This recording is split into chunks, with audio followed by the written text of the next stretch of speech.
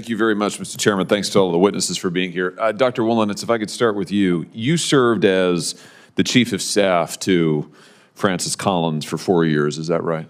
That's correct, Senator. From 2017 to 2021, is that correct? That's correct. So right through the heart of the pandemic. Yes. I noticed that Dr. Collins was intensely interested in discrediting the lab leak. I guess we'll call it a hypothesis. I think it's probably a little bit stronger than that now that we know something of what our intelligence agencies have long assessed. Last month, I had the chance to speak with Dr. Robert Gary, who sat right where you are, who co-authored that really, frankly, shameless propaganda piece, the Proximal Origin paper, which famously, infamously stated that the SARS-CoV-2 is not a laboratory construct or a purposely manipulated virus. It went on to say it could not possibly have come from a lab.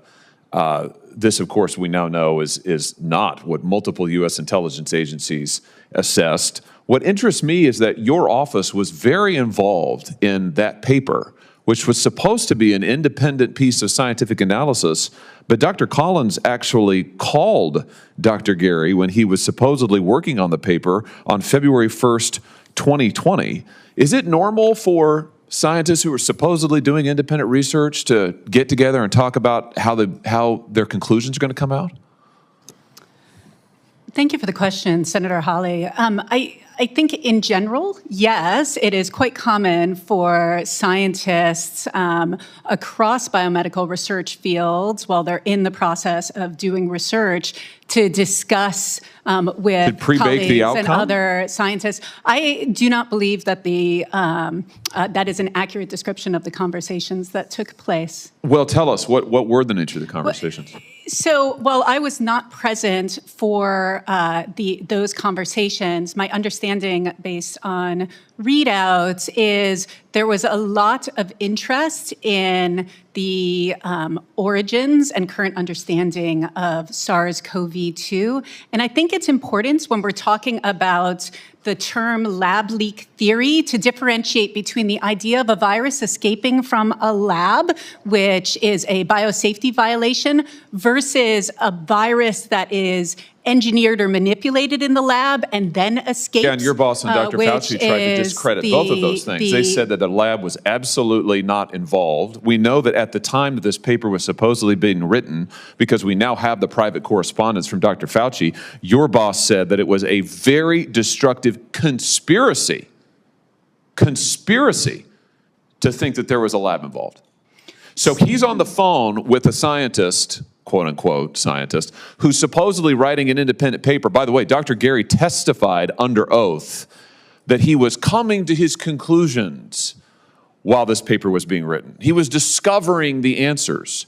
But we now know that your boss was on the phone with him saying this is a very destructive conspiracy before the paper was even written. My question is, why was your office so intent on pushing to the public the idea that this could not possibly have been a lab issue?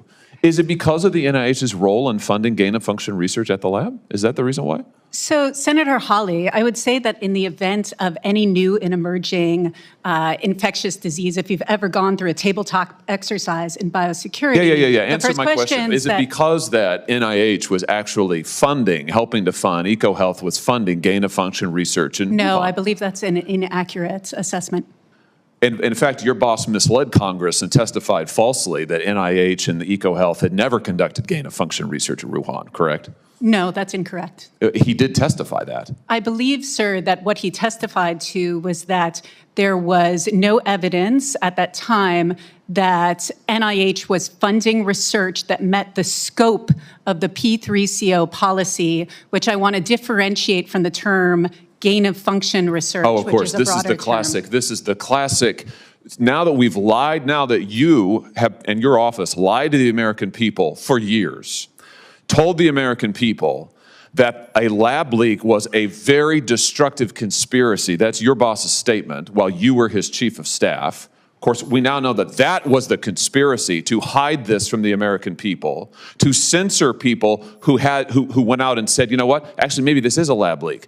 Your office, Dr. Fauci and others, tried to actively censor them. There was a propaganda effort that this paper was the center of, and now everybody says, oh well, we just weren't sure at the time. We didn't really know. You knew exactly what you were doing. You were actively misleading the American people the entire time.